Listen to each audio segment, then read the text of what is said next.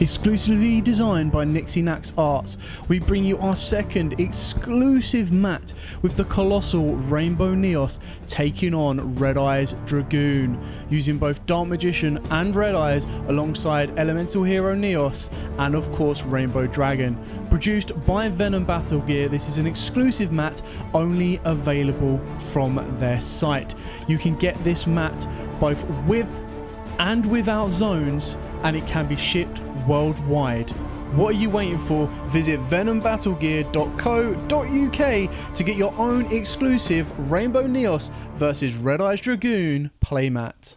What's up YouTube, Darryl here from Zephyr Games, bringing you my first place Pendulum Magician deck profile. Yes, on this occurrence, Pendulum's were best deck.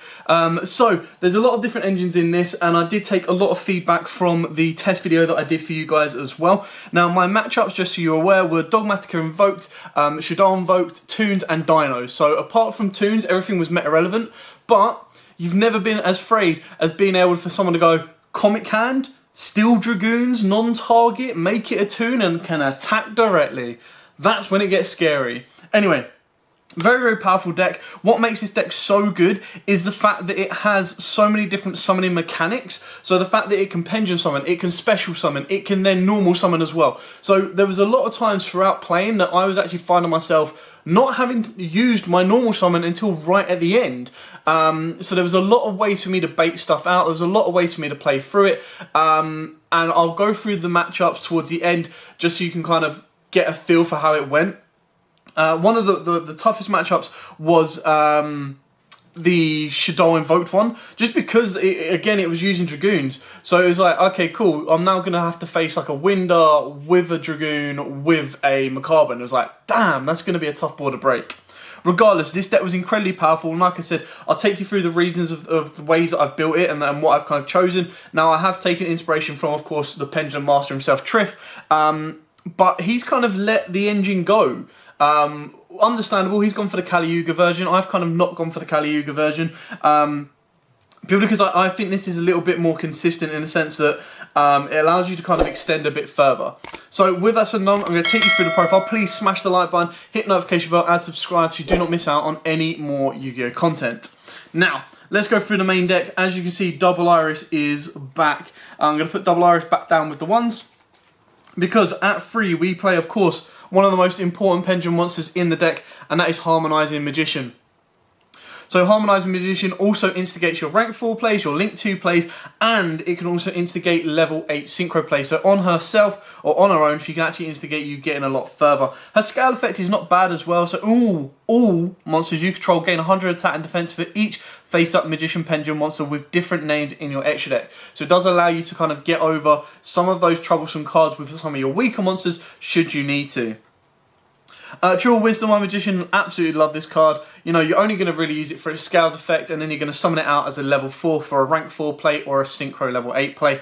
But basically put this in the scale and it can become any Pendulum monster in your, any Pendulum Magician monster in your main deck. So it'll pop itself, replace itself. True Chronograph Sorcerer, of course, this is not only an extender by putting it in the scales, but it's also an extender should something get destroyed, you can then special summon it. So it does give you another route should your opponent go, okay, cool, normal summon, effect Gamma, you then go, oh, great, something's been destroyed, Chronograph, let's go. So again, very, very important in the deck. True Curtain Raiser, that free extender, that level 4, that dark. Again, it ticks multiple boxes in the deck, which is why it's so useful. The only downside is because it's technically not a magician, you do have to be careful when you're trying to make your extra deck XYZs, and of course mainly when you're trying to make your Time Star Magician, and when you try to use this as synchro material, because obviously it can't be used as synchro material with harmonizing, because all other materials must be magicians unless you're making a link summon. So it's there as free fodder for link summoning as well. Double Oath, again, 2 is insanely enough. Put it in the scale, it can then add back a Pendulum Magician if there's another Pendulum Magician in your other scale, back to your hand. So you just go, okay, cool, add back harmonizing, off we go. For the one-offs, the one Time Gazer as the extender off of Chronograph, the one Celestial, so that if you normal it or special summon it, not coming off of Harmonizing, learnt that one, not coming off of Harmonizing, you then get to trigger its effect. So ideally what you're going to be doing is you're going to be using the Pendulum effect, which means in the end phase you get to add a Pendulum monster. So again, gives you consistency, allows you to recur your hand resource as well.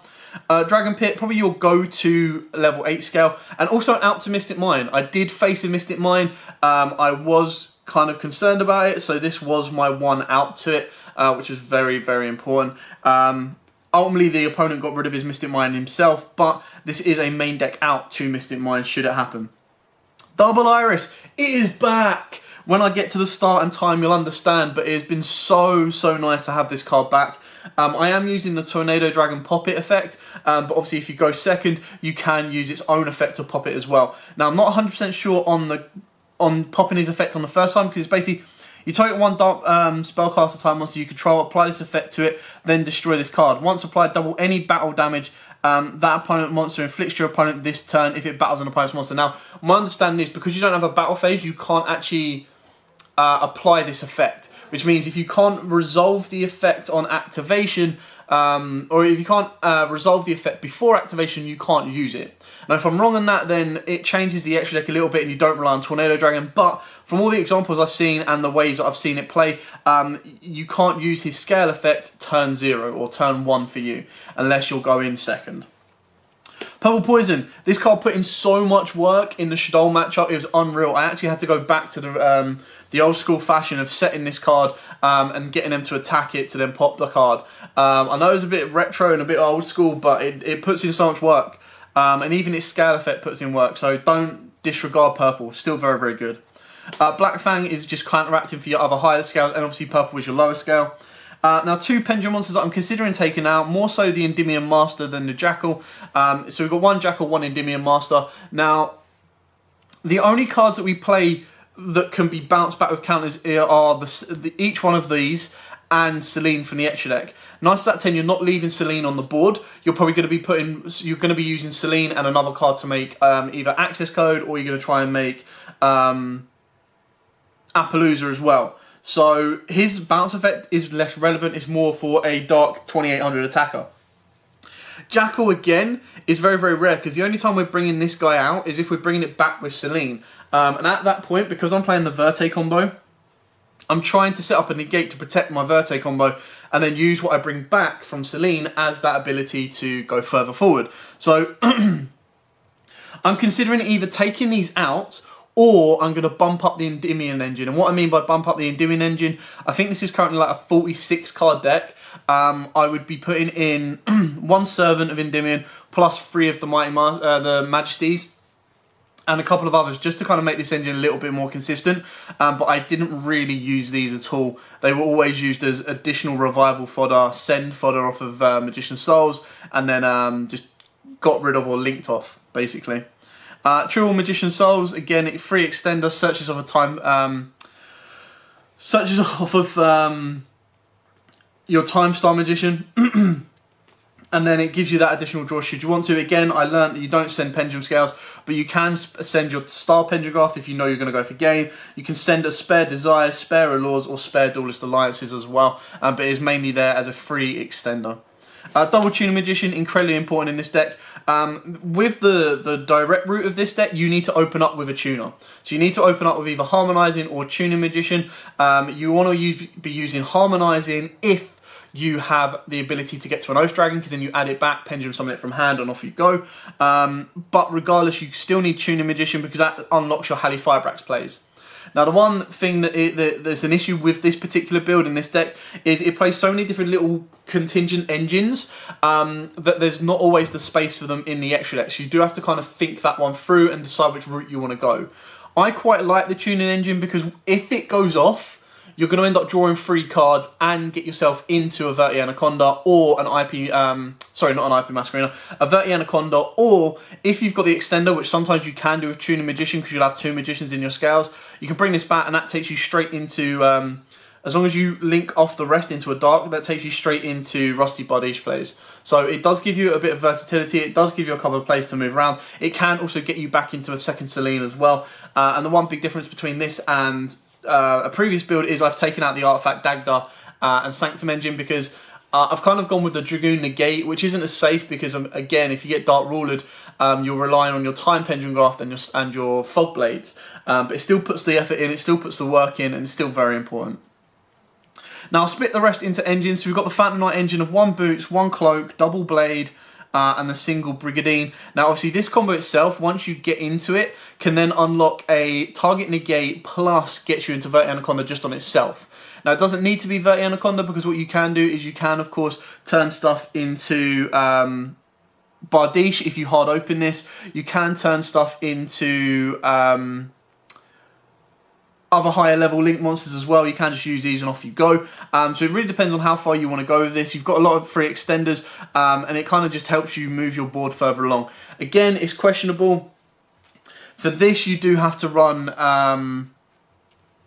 I think Link Spider. You do have to run Link Spider because Verti requires 2 effect monsters and this becomes a normal monster. So this is then used as either rank 4 material or it's used as just you need to link it off into something else to let it climb up. So again, it's just a free extender that is a trap. And then the Fog Blades, it just gives you that ability that should your opponent Dark Ruler you, like your biggest weakness would be if your opponent Dark Rulers and then evenlies you. If that happens, that's just bad luck. It's the way it works. But if they just Dark Ruler you, you'll still be having a backup of a Fog Blade and a Time Pendulum Graph. We've then got the Verti Anaconda. Now, what makes the Verti Anaconda play so important is if your opponent was to stop most of your summons, as long as you get 2 monsters on the board, whether that be an extender, whether that be your normal summon, whether that be a pendulum summon, as long as you get 2 monsters on the board, you can get one of the most powerful monsters in the current meta game. Now, what that is as a failsafe. If everything goes against you, if your opponent has opened up the absolute nuts. So in one of my games, I had to play through an Imperm, an Ash, and a Veiler, and then he opened up a Kaiju, and he opened up a Dark Ruler no more. And I still managed to win that game because I had the ability to play through it. I had enough back row to deal with it. So there's a lot to play with. There's a lot of board presence to deal with. And there's a lot of extension that you can deal with as well. Now, obviously, dropping the hand trap at the right time, if you don't have the rest of the stuff in your hand, will be very damaging. But again, like I've said, there's an amount of times that I've actually been able to go, cool, Chronograph and Curtain Raiser. Boom, Verti Anaconda. I've gone Curtain Raiser, I've gone Chronograph, my opponent stops the Chronograph, I go fine. I go normal summon a monster, they go fine. And then you go Link 2 into Verti, boom. Like, you've got so many different ways, whether you're using Magician's, if you open up Magician's Souls, if you open up Tuning Magician, if you get Tuning Magician engraved and have 2 Magician Scales. There's so many different ways. This is the safest failsafe you could possibly play in the deck.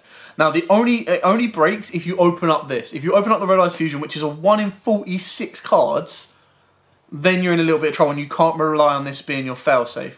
But keep in mind, these are level 7s as well. So you can, if you open these up, Pendulum summon them. Not that you would unless you know you're not going to go to the Verti combo play, but it is a very powerful failsafe. So if you want to have a fallback plan, this is it. It can be a main plan, it can be a go second plan, it can be a failsafe plan. It is so important, it is so powerful. And in a deck like this where you pump out at least 2 monsters every single time consistently, it's a no-brainer in my opinion.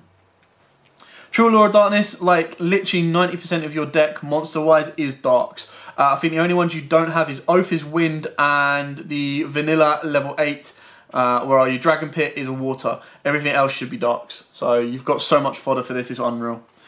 Desires, the only time Desires is risky is if you are going to play it and you haven't done your Verti, but again, the chances are that you're either going to be playing this early out of desperation or you're going to be playing it late to get into the trap cards. And by that time you should have searched most of them out anyway, so this is just a form of extender. And then of course we've got Triple Duelist Alliance. This searches you out your time, your star, and your double iris. So each one of these can search you out one of your core components. This can search you out another scale or a high level scale. It can search you out a spell card that if you know a magician is going to leave the Pendulum Zone or the main monster zone, you're going to get an additional search of the Star Pendulum Graph, and then you've got a free spell that you're going to be able to get rid of. And then you've got your Time Pendulum Graph, which I'm telling you was the MVP of this deck for me. So then we've got the 1 Star Pendulum Graph and the 1 Time Pendulum Graph. Now, a lot of people forget this as well, but what Time Pendulum Graph allows you to do is your opponent cannot target spellcaster type monsters you control with trap effects. They can't imperm your spellcaster type monsters. Not just Pendulum monsters, spellcaster type monsters. They means they can't target your Selene with an imperm. Beautiful. Your opponent can't target your spellcaster type monsters with spells. Now that's a little bit more consistent or a little bit more specific, so I wouldn't worry about that. But the idea of this is you got your Time Pendulum Graft, which is going to be a pop one and a send one, protecting one of your own scales. Or if you pop one of your scales, which happens to be a purple magician, again you're going to pop another one. Now this put in so much work. This actually won me the game against Dinos. He opened up like crazy well. He opened up Gamma, which gammed my Lancia. He opened up Mystic Mine. No, sorry. He opened up Mystic Mine. He dropped Mystic Mine. I declared to use Dragoon's effect to negate it. He gammed my Dragoons. He was then, because I had the Dragon Pit in my scale, he knew that I was going to get rid of the Mystic Mine the next turn. So we had to make plays. Now I had two face down. I had one Fog Blade and one Time Pendulum Graft. If it wasn't for the Time Pendulum Graft, I would have lost that match, because he would have had plays around to take the Fog Blade or absorb the Fog Blade negate, but then not be able to deal with the Time Pendulum Graft. Whereas when he went to battle phase, the idea was that he was going to crash his vanilla driver to then protect it to get an Overraptor during the battle phase. I then activated Time Pendulum Graft instead to get rid of two cards. Now one of them I couldn't get rid of, so I was able to send the other one as well, because and it just allowed me to extend a little bit further. So Time Pendulum Graft puts in so much work, and it's so nice to have this engine back. So yeah, I'm happy, extremely happy to be able to play that engine again. Now the extra deck, as I mentioned, it is quite beefy. There's a lot in it, so I'm going to show you 14, and then I'm going to show you the 3 alternatives that you can play around with. So we've got the one, Phantom Knights of Rusty Bodies. So good to have this guy back as well. 2+ Dark Monsters. Now you can use, and what I do want to try and use and fit this in, is the Codebreaker engine, because the Codebreaker engine itself allows you to get into Rusty Bodies quite consistently, but then on top of that, it also allows you to go into like Appaloozas. It can also go into Verti Anacondas. It just gives you so much more extension. It's absolutely crazy, and it just gives you monsters for free, which is mad. We've got double Selene, Queen of the Master Magicians. Again, we all know how good this card is. So good, so broken. The fact that it isn't like a strong hard once per turn is absolutely madness. But she's just a link free that gets to add everything back, and then she is part of the combo that allows this combo to kind of utilize itself as well. So yeah, 2 is what you need, because you do actually go through 2 of them in the first combo, which is why you do play it. We then got Verti Anaconda, failsafe, backup, everything you need. Halley Firebrax gets your entire synchro engine going. This is the one downside is if you do play the Halley Firebrax engine, sadly you are technically playing like a 5-card engine just to draw 3 cards. So then you've got your Formula Synchron, your Cyberse Integrator, your Metal Marcher, and your Stardust Charge Warrior. So that's one of the engines that I can understand why a lot of people are taking out, because it does eat up a giant chunk of your extra deck. Then got the IP Masquerena, so sometimes if you haven't got 2 darks on the board, you make them into IP Masquerena. That can then allow you to go into Bardiche. Now considering Bardiche is going to be like the stopgap, like you're not going to be able to use Bardiche's link material, it doesn't matter, it's actually quite good making sure that he can't be destroyed by card effects as well. Link Cross, because, you know, in this deck, and only in this deck, can you get 3 tokens off of Link Cross by turning a Selene from Link into a Link Cross. So again, incredibly important. You then use that, go through 4 of your synchros, draw 3 cards, set up a Link 2 play as well. If any of those cards you've drawn are additional free extenders, you can then turn into Bardiche. Once you turn stuff into darts, you have to turn these 2 into Verti Anaconda, because you can't use Link Cross in this, into IP. So there's a lot of ways you have to play around with it. Or you bring a spellcaster back, you go into Selene. Selene then revives the spellcaster that you've just used for this, and it goes on and on and on and on. And this is all before you've Pendulum Summoned, by the way, as well. The XYZs, Time Star and Tornado. Tornado is only really here to trigger your double iris, and again, it isn't really necessary. It's just an additional way of making sure you get it, and then can be very, very disruptive to your opponent. Plus the fact that it doesn't require, it's just generic, means you can use your Curtain Raiser and stuff like that. Whereas this is 2 Magicians, but what makes this so good is it just lets you add Magician Souls, and straight away that's your free extender. Now your Magician Souls is then going to be allowing you to go into a Link 4. It can allow you to go into a Link 2 of Verti Anaconda. It just gets you so much more going. And then the final card is Red Eyes Dark Dragoon. Now, as you can see, that is a 14 card extra deck, because I played around with these. I didn't really have a lot in my side deck when I went there. So my side deck was only 9 cards. was these 9 cards, so I actually had a bit of space. So what I did was I took out some of the extra deck cards so that I could play around with them a bit more and see which one I felt was more consistent. So your options for the final slot, Savage Dragon or Appaloosa, because the idea is that you're going to want to get a negate. Now, what I was doing in my plays was I was actually using my Harmonizing Magician to make Time Start a little bit more consistently, or Tornado more consistently. Like, that's the route I was going, because I wasn't really worried about the hand traps. I didn't need to get the negates.